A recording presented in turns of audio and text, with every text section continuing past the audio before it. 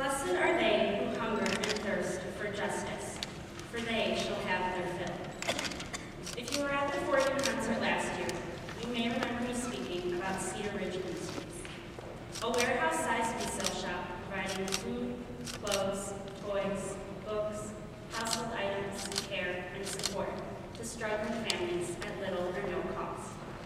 When you last heard about Cedar Ridge and the family who runs it, Keith, Joyce, and their children, the ministry was really hurting.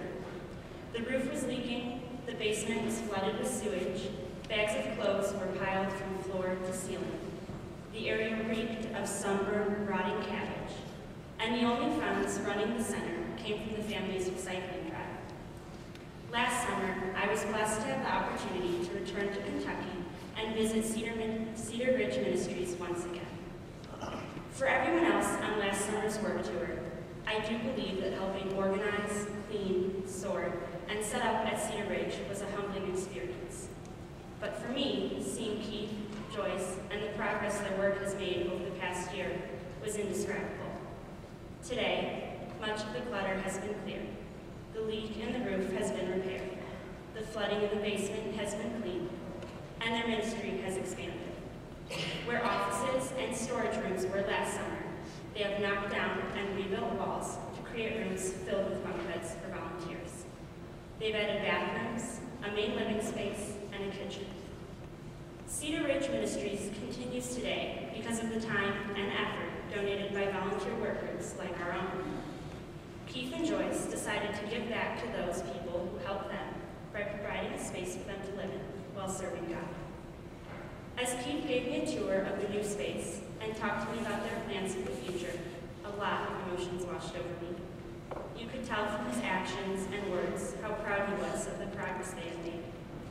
This moment reminded me of the summer before, when I stood in the basement, covered in sewage, under a sign that read, "God on Mission."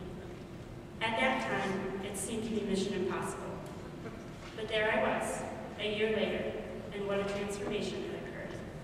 Keith, Joyce, and their family accepted God's mission. They took on the challenge. And at every success, they take on another challenge. God is always on mission, working through Cedar Ridge Ministries. While touring the new rooms, Joyce seemed to notice me in the crowd of workers. "I remember you from last year," she said. I grinned from ear to ear because I most definitely remember Joyce too. "I loved that concert you all did. They sent me a copy of it with one of those pretty rocks," she continued. Joyce was talking about the rocks we painted last year with the 4U logo on them. She watched a recording of our concert and got her own rock too. It sits in my kitchen. Sometimes, when I'm overwhelmed, I just hold it right up to my cheek and close my eyes. I began to tear at those last words. I wish you could hear her voice. It is the softest, sweetest, most delicate one I have ever heard. Those words brought all the reward. Joyce had just given me the greatest gift. It sounds cliche, but you really do get more when you give.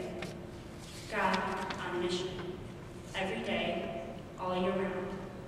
Blessed are they who hunger and thirst for justice, for they shall have their fill.